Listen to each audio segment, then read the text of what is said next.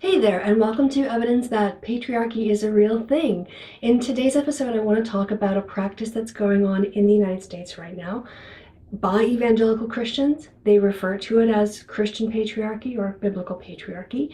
So for those people who want to assert that patriarchy isn't a real thing or patriarchy doesn't exist, this is going to be a really exciting episode for you to try to counter.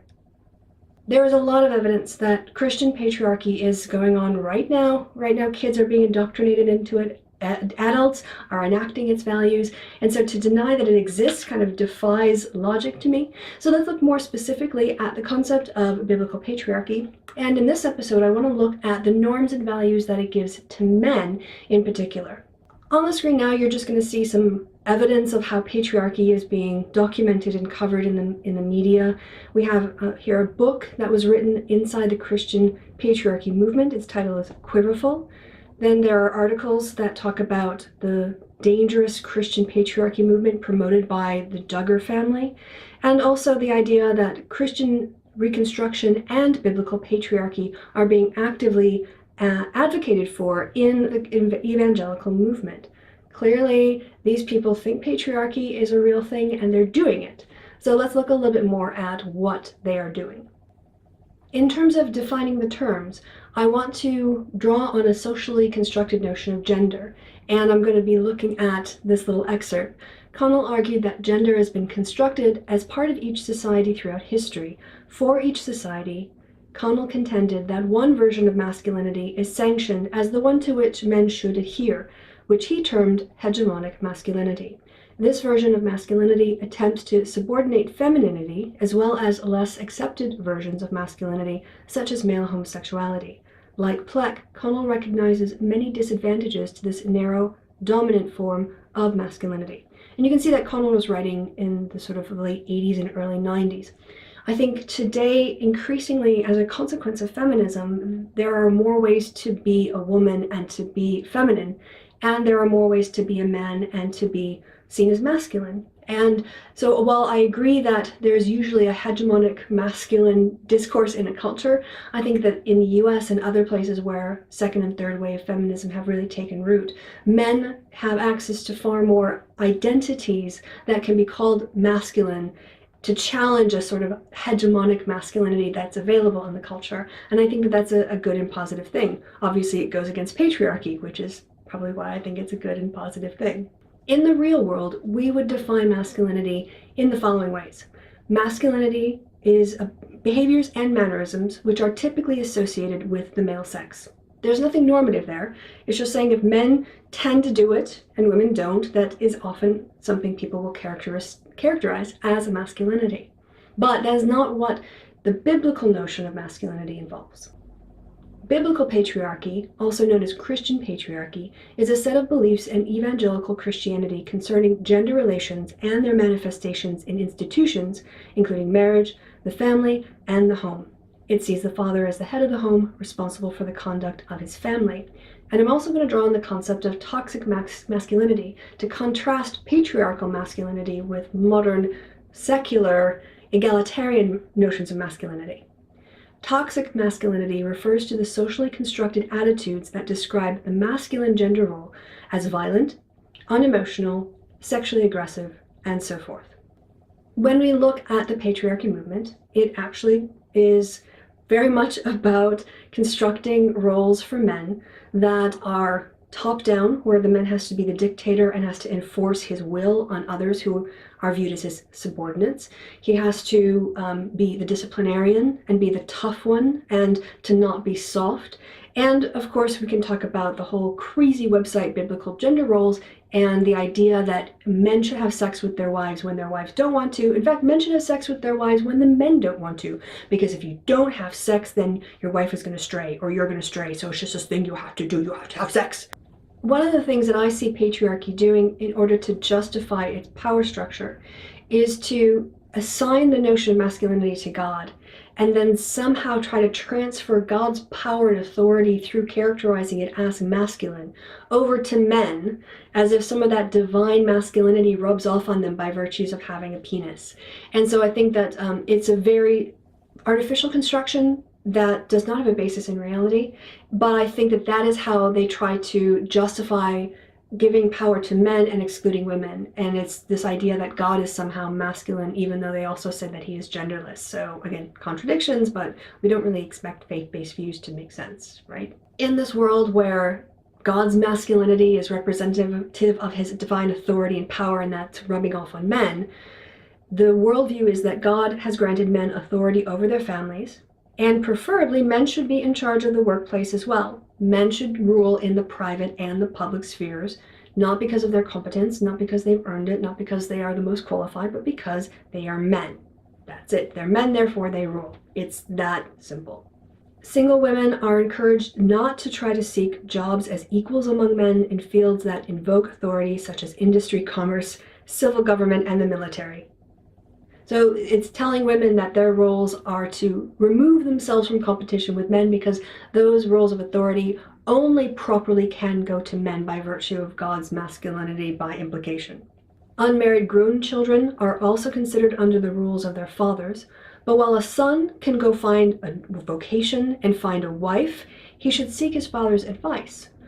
Women, on the other hand, should stay at home, and also they should allow their father to have a veto say in finding a husband, and they should allow their fathers to guide them in finding a husband. So we can kind of contrast and compare the man's autonomy, a son's autonomy, compared with the daughter's submissiveness, even as adults, even on the issue of marriage. And again, because we're focusing on men's roles, there's also the idea that fathers are ultimately responsible for the education that their kids get, which is why in the homeschooling tradition, this patriarchy thing is very important. Men are expected to make sure that their wives are teaching their kids what they're meant to be doing. Because again, women don't have authority independently. If they have authority, they get it from the man in order to exercise it. To restate my previous point as a way to segue to the next, I see biblical patriarchy as being an attempt to justify the submission and domination of women to whatever men decide without question. It attempts to do this by associating masculinity not with the male body, but associating masculinity with the divine power and authority of their God. And then they link this divine masculinity to mundane masculinity in order to prevent a rational critique of the power relations, or to even undermine the power relations and try to transfer them to a different set of values, basis of which you can decide who's going to make decisions in a relationship. Biblical patriarchy assigns specific powers to men, but then it also dictates very specific and narrow roles in which those powers can be used. Biblical patriarchy traps men in forms of toxic masculinity where they're expected to be not emotional as opposed to nurturing and caring fathers. How do you be a stay-at-home dad and only be a disciplinarian? It puts a lot of weight on men to provide the financial basis, saying that women shouldn't go out to work, women should stay in the home. In modern times, having one person earn the income for the family is just not reasonable. We're really kind of on a system where two incomes are needed to maintain a middle-class standing. So again, putting all this pressure on men and not letting women have their equality then burdens them unreasonably. If they just had more egalitarian views, then women's economic contributions could really help the family out. So there's a lot of problems with the kinds of values associated with being a proper man that comes with Christian patriarchy. And we can see from the evidence that there are children right now in the United States who are being homeschooled into this crazy bullshit and being taught that girls should be submissive and serve men and men should rule over women by virtue of what sex you end up with. This is craziness, and we're not going to really address it and take it on until we admit that it exists and point out the problems that are inherent in a structure that's based on domination, power, and submission. That's not good for human flourishing. In biblical patriarchy, men are assigned all the power. All the power. There might be a little bit where women also have some authority to discipline and rule over their own kids, but that's debatable. So in a patriarchy system, in the biblical patriarchy system that we're talking about, if you have a power, it all just goes to the men, right? They're empowered by their God and with divine authority to run their church and decide how men get to wield power, not only inside the church, but inside the home, not only inside the home, but also in the public sphere, in the economic sphere, in the political sphere, and in the social sphere. In this dichotomy of power relations, Men are given the power, but then asked to be kind and loving. But there's no punishment or loss of power if they're not loving and kind. Whereas women are expected to submit, and it's pretty easy to identify disobedience. So women in this situation it's quite easy for men to point out where women are going wrong and discipline them, where it's much harder for women to critique the lovingness of a man's actions, because you can always say, well, I'm trying to be cruel to be kind, and this is how God would do it. So there's again a real disparate amount of power and expectation and also responsibility that goes with the power that is assigned by biblical patriarchy. And as I said, it puts that burden on men to financially control the finances of the home as well as provide for all the people inside of it. Now, obviously, it's better to have power than not have power. So, it's in a patriarchal system, it's better to be born a man than a woman, because at least you have some autonomy, you have some agency in terms of how your life goes. But that agency is, again, only allowed to operate within a very narrow parameter.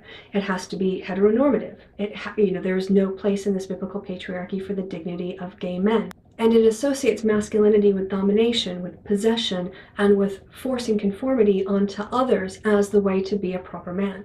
It views men who can't control members of their family as deficient. And this, of course, creates a social incentive for men to act as dictators or authoritarians, punish or force people in their family to behave in certain ways because it looks bad for him in the eyes of the other men. This, again, is a really perverted system of this honor culture, where somehow this is what ends up leading to things like honor killings, putting one person's honor on the line for other people's behavior and then giving them power to control those people's lives is basically a situation when it comes to teenagers that's just asking for potential problems. And as I said, it requires men to be the only economic provider and punisher in the home. Biblical patriarchy directly harms men by normalizing authoritarian power structures instead of promoting egalitarian ones. It renders invisible and unspeakable male victims of sexual assault or male victims of abuse. And we can see how this manifests in modern United States culture by this pervasive silence on the issue of prison rape or about men being raped in general. We see a lack of funding for support services for male victims of abuse or sexual assault. And all of that, in part, I think, can be traced back to an unwillingness of other men who have patriarchal values to see the dignity of those male victims, or even to acknowledge that that is a possibility. And so that is where the problem of patriarchy comes in terms of victimizing men within its own system. It is explicitly homophobic. There is no place for dignity for gay men within their male peers in a biblical patriarchy structure. They're just denied that their sexuality is valid, and therefore their human nature is also not recognized by their peers. It's a framework that judges men, and fathers in particular, on how well their family members obey and conform, not whether he is a nurturing parent. And we can again see this by this lack of sort of respect that's given to stay-at-home dads, structures that support stay-at-home dads. Even in public places, having access to a baby changing unit that's not in a women's toilet means, a women's restroom for Americans who need softer language. But that's a problem for dads who take their kids out. If the baby needs to be changed and the only changing facility is in the women's toilets, then how are you supposed to feel like you're an equal member, your fatherhood is being valued and respected when your needs are not being seen? And I think, again, this is a manifestation of the kinds of roles that patriarchy confines men to, as opposed to empowering them to take on whatever roles as men they want to take on. And again, I have the point about the honor killings and the honor system anyway, and judging men for humiliating men for the behavior of their family members, which of course is then just going to knock down into a punishment, humiliation for the child or the wife or whoever is trying to exert some autonomy. So, problematic.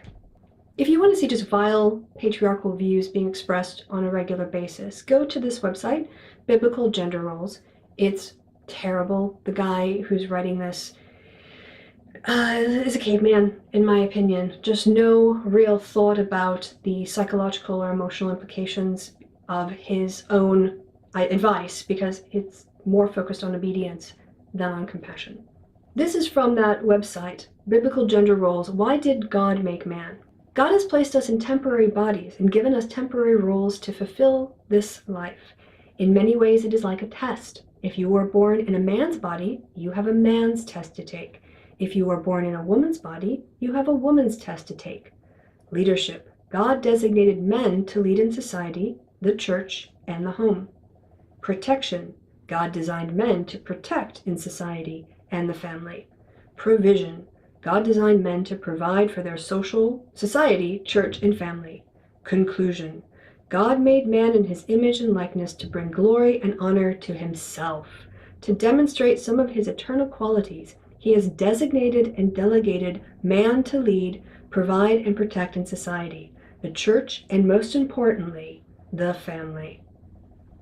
Patriarchy, real thing.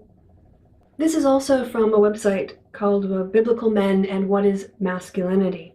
Masculinity is not simply maleness. Just because you have male parts doesn't make you masculine. God is the ultimate example of true masculinity, yet the Bible tells us he has no physical body. So the idea of masculinity is not just tied to anatomy. True masculinity is the humble, glad assumption of God-given responsibilities. God ordains and describes the roles and the job requirements attached to them.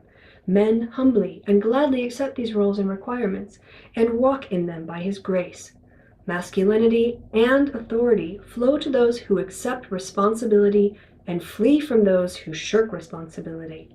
In conclusion, I think you can see that even though we might want to call Christian patriarchy within the religious sphere, the norms of Christian patriarchy extend beyond the religious sphere. It definitely crosses the private sphere, dominates the private sphere, and it tries to control the public sphere.